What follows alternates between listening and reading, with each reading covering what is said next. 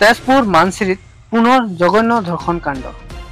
অতি লজ্জাজনক ঘটনা এয়ে যে স্বাধীনতা দিৱস দিনা এনেধৰণৰ ঘটনা সংঘটিত হৈছে তেজপুৰ মানচিৰিত।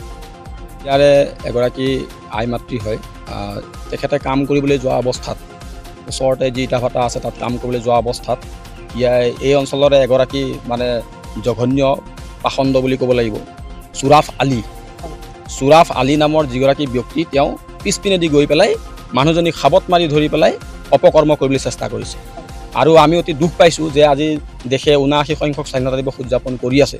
এনে সময়ত যদি আমাৰ এগৰাকী নাৰীৰ কোনো ধৰণৰ স্বাধীনতা নাথাকে, তেনে আমি কি স্বাধীন হৈছোঁ? আজি এই অঞ্চলত বসবাস কৰা প্ৰতিগৰাকী আই মাতৃৰ সুৰক্ষা, আমাৰ ভগ্নীসকল আছে, সুৰক্ষা হ'ব লাগিব।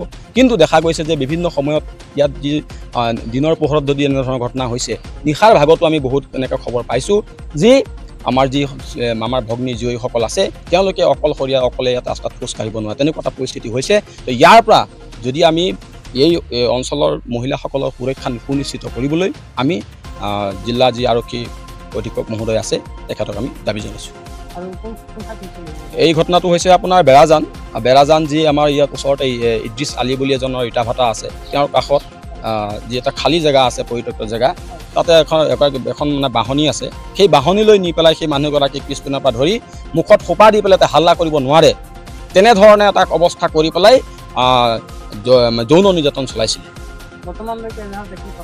বৰ্তমান এজাহাৰ দাখিল আমি নিশাই গৈ পেলাই আমাৰ যি ইয়াত সদৌ আদিবাসী ছাত্ৰ সন্থাৰ আমাৰ হেমন্ত কুমাৰ ডাঙৰীয়া আছে, তেখেতৰ লগত আমি ৰাষ্ট্ৰীয় বজৰং দল আমি একেলগে গৈ পেলাই মানসিক প্ৰখণ্ডৰ হৈ গৈ পেলাই আমি যে আমাৰ শোণিতপুৰ জিলাৰ যি ভাৰপ্ৰাপ্ত আৰক্ষী মহোদয় আছে তেখেতৰ তাত আমি গৈ এজাহাৰ দাখিল কৰিছোঁ। ইতিমধ্যে ৰাতি গম পাইছোঁ, তেখেতে আমাক জনাইছে যে ইতিমধ্যে যি দোষী আছিলে সেই দোষীক কৰায়ত্ব কৰিবলৈ সক্ষম হৈছে। আৰু আমি এটা দাবী জনাইছোঁ যে অনতিপলমে সেই দোষীগৰাকীক জেল হাজতলৈ প্ৰেৰণ কৰি দৃষ্টান্তমূলক শাস্তি দিবলৈ আমি দাবী জনাইছোঁ। তো ইয়াৰে নিবাসী, এই বেৰাজান গাঁৱৰে নিবাসী, কিন্তু অচিনাকি দুৰ্বৃত্ত কিয়নো পলাই গ'ল। আই মাতৃগৰাকীক এই গাঁৱৰে মানুহক তেখেতে চিনি নাপালে। চুৰাফ আলী নামৰ যিজন ব্যক্তি এই বেৰাজান গাঁৱৰে নিবাসী হয়, আৰু এই গাঁৱৰ মানুহ সকলোৱে তেখেতক চিনি পায়। সেইটো অৱস্থাত আমাৰ আই মাতৃগৰাকীক পিছফালেদি খোপা মাৰি ধৰি পেলাই বাহনীত লৈ গৈ পেলাই অপকৰ্ম কৰাৰ যি চেষ্টা চলাইছিলে, সেই চেষ্টা চলোৱাত যদি আমাৰ যিজন প্ৰত্যক্ষদৰ্শী মহিলাগৰাকীক, আমাৰ আই মাতৃগৰাকীক গৈ পেলাই বচালে, তেখেত যদি সেইটো জগাত নাথাকিলে হয়, আজি যোৱাকালি কি হ'লে হয়।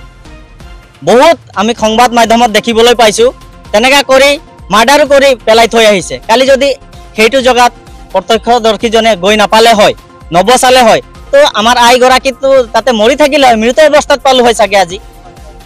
তো সেয়েহে আমি শোণিতপুৰ প্ৰশাসনক, জিলা প্ৰশাসনক আমি দাবী জনাইছোঁ, এনেকুৱা ধৰণৰ অনৈতিক কাৰ্য গাঁৱে ভূঞে নানান ধৰণে হৈ আছে। ২-৩টা আমি সংসূত্ৰ পাইছোঁ, ২-৩ জেগাত হৈছে, কিন্তু আমি উপযুক্ত সময়ত গৈ উপস্থিত হ'ব নোৱাৰিছোঁ, ডাইৰেক্টলি মানে ধৰিব নোৱাৰিছোঁ। সেই ক্ষেত্ৰত সিহঁতে বাচি গৈছে। তেখেতলোকক মই সকীয়াই দিব বিচাৰি আছোঁ, আমি সদৌ অসম আদিবাসী ছাত্ৰ সন্থা তেজপুৰ আঞ্চলিক সমিতি হৈ পেলাই। তেখেতলোকে নাভাবক যে আমি একো নকৰোঁ। তেখেতলোকক এই সংবাদ মাধ্যমৰ জৰিয়তে আমি সকীয়াই দিব বিচাৰি আছোঁ যে তেখেতলোকে এই কামৰ পৰা বিৰত থাকক, অন্যথা আমি যেতিয়া জাগি উঠি মানে আহিম, ধৰিম, তেতিয়া কিন্তু ৰক্ষা নাপাব। আমাৰ যিটো নাৰী নিৰ্যাতন চলি আছে, সেইবোৰ বিষয়ত যেতিয়া আমি সকলোৱে যেতিয়া আকাংক্ষাতে ওলাই আহিছে বা তেখেতৰ যিটো পৰিস্থিতি দেখিছোঁ, আমাৰ মানে ওচৰ চাবৰ যিখিনি জেগালৈ বা চেণ্টাৰ যাবলৈ আমাৰ মানে খুব ভয়া লাগে। সেইকাৰণে যিটো নেকি পাণ্ডৱ, আপুনি যিটো নেকি দুষ্কৰ্মকাৰীক ধৰিছে, যিটো নেকি যিজন মানুহক ধৰিছে, তেখেতক মোৰ মতেদিতো ফাঁচি দিব লাগে। কাৰণ ফাঁচি দিলেহে আমাৰ তেখেতৰ ওপৰত বিশ্বাসতাটো থাকিব। সি যদি আকৌ জেলৰ পৰাই যদি আকৌ খালাচ হৈ আহিব, তেখেতৰ যিটো নেকি আছে, আজি ৩ মাহ আগতে মোকো এটা বেয়া উচ্চাৰণ কৰিছিলে। মোৰ হাজবেণ্ডে গৈ কিনে ঘৰত তেখেতৰ ৱাইফৰ লগত চাপৰ চিঠি কৰিছিলে। সেইকাৰণে তেখেতে যে জেলৰ পৰা আহি যে আৰু এজনক নোজোকাব, সেইটো নহয়। পাৰিলেতো আমাৰ ৰাইজৰ মহিলা ফালৰ পৰা কৈছোঁ, তেখেতক ফাঁচিয়ে দিব লাগে হিচাপ মতে। জেলৰ পৰা ওলালে আকৌ এটা ঘটনা ঘটিব। সেইকাৰণে আমি আদিবাসী মহিলাসকলে কৈছোঁ তেখেতে যদি ফাঁচি দিয়ে তেতিয়া মই আৰক্ষী বিভাগকো কৈছোঁ, আমাৰ মহিলা ফালৰ পৰাও কৈছোঁ তেখেতক ফাঁচিয়ে দিব লাগে। আৰু চোৰাপালিক ফাঁচি দিয়ক, চোৰাপালিক ফাঁচি দিয়ক।